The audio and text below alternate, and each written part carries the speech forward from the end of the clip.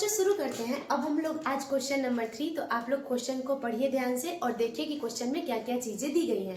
तो एक खिलौना जिसकी त्रिज्या 3.5 सेंटीमीटर है, एक शंकु के आकार का है और उसी त्रिज्या वाले एक अर्धगोले पर अध्यारोपित है।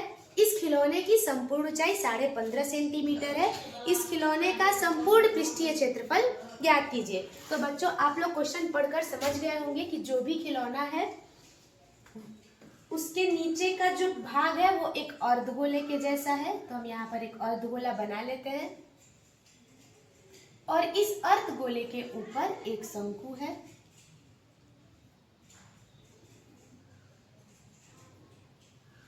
इस प्रकार से, ठीक है।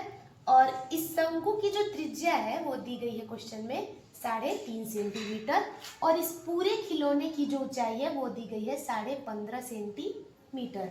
और आप लोगों को पता होगा कि केंद्र से परिधि तक की दूरी 3.5 सेंटीमीटर ही होती है। और ये रहा आपका शंकु की ऊंचाई। तो शंकु की ऊंचाई अब हम निकाल सकते हैं क्या? ये भी त्रिज्या है, ये भी त्रिज्या, तो ये 3.5 है, तो ये भी 3.5 होगा। तो यहाँ से लेकर यहाँ तक की दूरी भी 3.5 सेंटीमीटर ही होगी।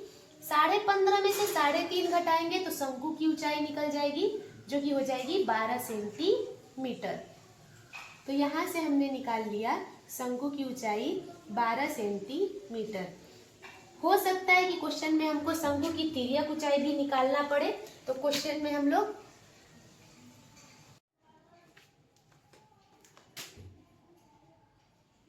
ठीक है बच्चों।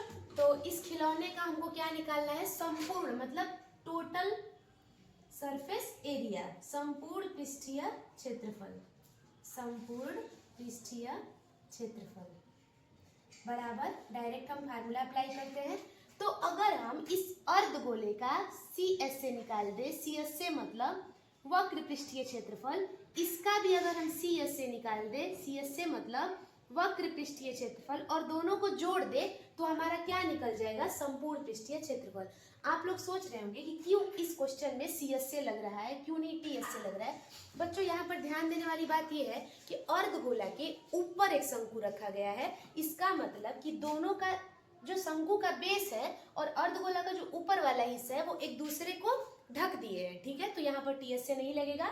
यहाँ पर हमको बस जो पार्ट दिखाई देगा वो बस केवल क्या रहेगा? CS से रहेगा, ठीक है। तो क्या करेंगे हम लोग? यहाँ पर लिखेंगे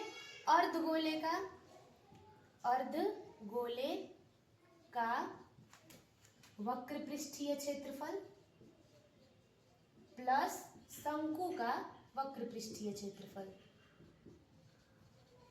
शंकु का वक्र पृष्ठीय क्षेत्रफल। तो बच्चों आप लोग यहाँ पर बताइए कि अर्धगोले का वक्र पृष्ठीय क्षेत्रफल का फार्मूला क्या होता है? तो फार्मूला होता है 2πr² और शंकु का वक्र पृष्ठीय क्षेत्रफल का फार्मूला होता है πrl। अब देखिए यहाँ पर बात ये हुई कि हमारे पास L तो है नहीं, क्या है? केवल H है और R है। तो हम यहाँ पर साइड में L की वैल्यू निकाल लेते हैं। कैसे निकालेंगे? यहाँ पर आप लोग देखिए L² फार्मूला क्या होता है? H² plus R²। L² is equal to H कितना है? 12 है। R कितना है? 3.5 है। L² 12 का वर्ग 144 और 35 का वर्ग कितना हो जाएगा? 12.25। और जब हम लोग इसको जोड़ेंगे तो हो जाएगा 156.25। 156.25 पर जब अंडर रूट जाएगा तो अंडर रूट में 156.25, अंडर रूट में 156.25 की वैल्यू होगी 12.5, क्योंकि ये 125 का वर्ग होता है 15,625। इसका मतलब कि 12.5 में 12.5 का गुणा कराएंगे तो आ जाएगा 15,000, मतलब 156.25, ठीक है। तो यहाँ पर अब हमको L की वैल्यू भी मिल गई है। तो सबसे पहले क्या करना है? वैल्यू पुट नहीं करनी है, आप लोगों को कॉमन लेना है। तो आप लोग बताइए कि दोनों साइड क्या कॉमन है? पाई कॉमन है, R कॉमन है। यहाँ पर 2 बचेगा और क्या बचेगा? R बचेगा। और यहाँ पर क्या बचेगा? L बचेगा। पाई की वैल्यू रखिए 22/7, R की वैल्यू रखिए 3.5, यहाँ भी R की वैल्यू रखिए 3.5, L की वैल्यू रखिए 12.5।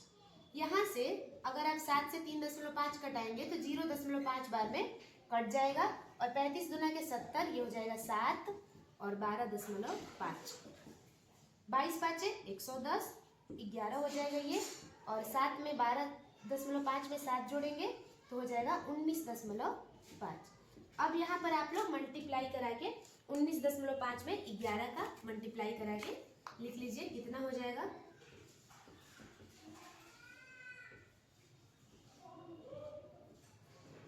214.5। और क्वेश्चन सेंटीमीटर में अगर है तो सेंटीमीटर का स्क्वायर, ये रहा आप लोगों का आंसर। आप लोग इसको नोट कर लीजिए।